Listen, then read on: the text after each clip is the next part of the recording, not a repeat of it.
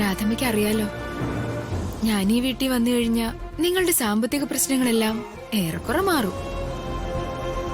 അതുമല്ല, ഹരീഷിനോടും ശ്രീലക്ഷ്മിയോടും അമ്മ ക്ഷമിക്കുകയും ചെയ്യും. ഹരീഷിനോട് ശ്രീലക്ഷ്മിയോടും ഞാൻ ക്ഷമിക്കുമെന്ന് നിന്നോട് ആര് പറഞ്ഞു? അമ്മേ, അത് നമുക്ക് പിന്നെ സംസാരിക്കാം. ഞാനിപ്പോ ആദ്യം ഇതൊന്ന് പറഞ്ഞ് സെറ്റിലാക്കട്ടെ. അപ്പോ രാധമ്മേ, പെണ്ണ് കാണലോ കല്യാണം ഉറപ്പിക്കലോ ഒന്നും വേണ്ട. വേണുവെങ്കിലിന് ജോത്സ്യരൊക്കെ അറിയാലോ. ഇനിയിപ്പോ വേണുവെങ്കിലിന് ബുദ്ധിമുട്ടാണെങ്കിൽ ഞങ്ങള് പോയി മറ്റൊരു ജോത്സ്യരെ കാണാം. എന്നിട്ട് ഞങ്ങള് ജാതകം നോക്കി ഫിക്സ് ചെയ്തോളാം. നമുക്ക് ഉടനെ ഈ വിവാഹം നടത്തിയേക്കാം. എന്തു പറയുന്നു?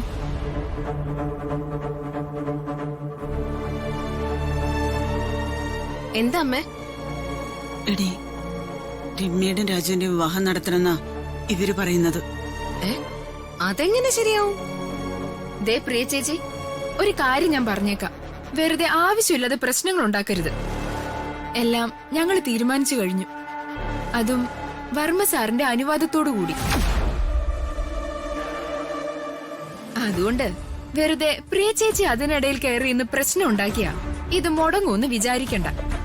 അമ്മേ, ഇതെന്തൊക്കെയാ ഇവര് പറയുന്നേ? ഞാൻ എന്തു പറയാനാ മോളെ?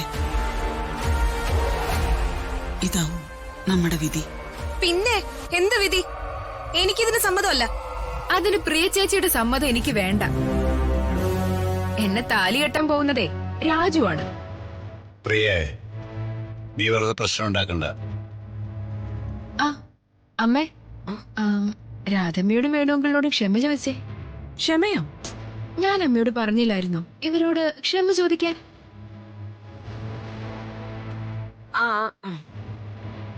ചോദിക്കമ്മേ. വേണുചേട്ടനോടും രാധമ്മയോടും ഞാൻ എന്തെങ്കിലും മോശമായിട്ട് പറയുകയോ എന്തെങ്കിലും പ്രവർത്തിക്കുകയോ ചെയ്തിട്ടുണ്ടെങ്കിൽ എന്നോട് ക്ഷമിക്കണം. ശരി രുക്മിണി, നിങ്ങൾ ചെല്ല്.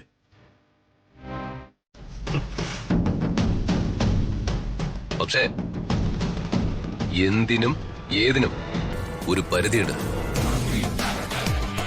എന്നെ കൊണ്ട് നീ അത് ചെയ്യിക്കരുത്. ആഹാ, നീ ചാർജ് ആയാലോടാ. ഇങ്ങനെ നീ ചാർജ് ആയി നിൽക്കണം.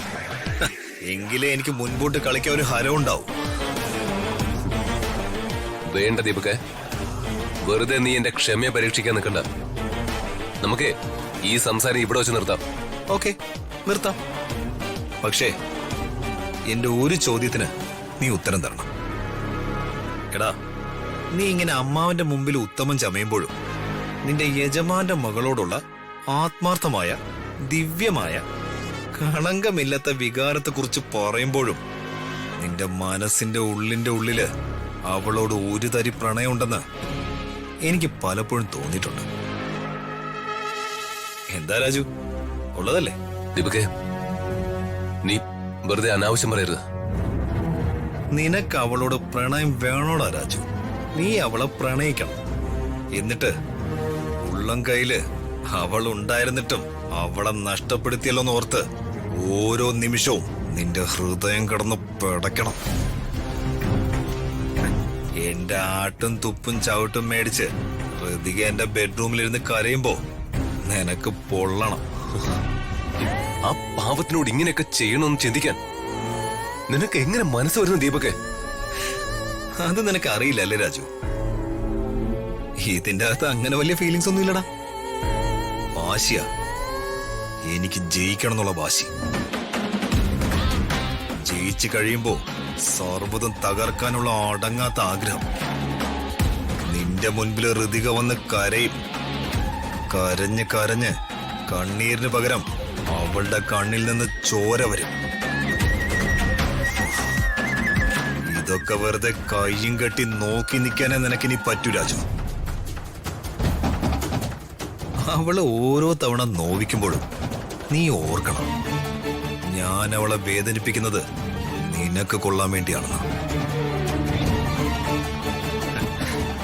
ഇപ്പൊ നീ ശരിക്കും ഹാപ്പി അല്ലേ? ഇനി നീ പോയിക്കോ.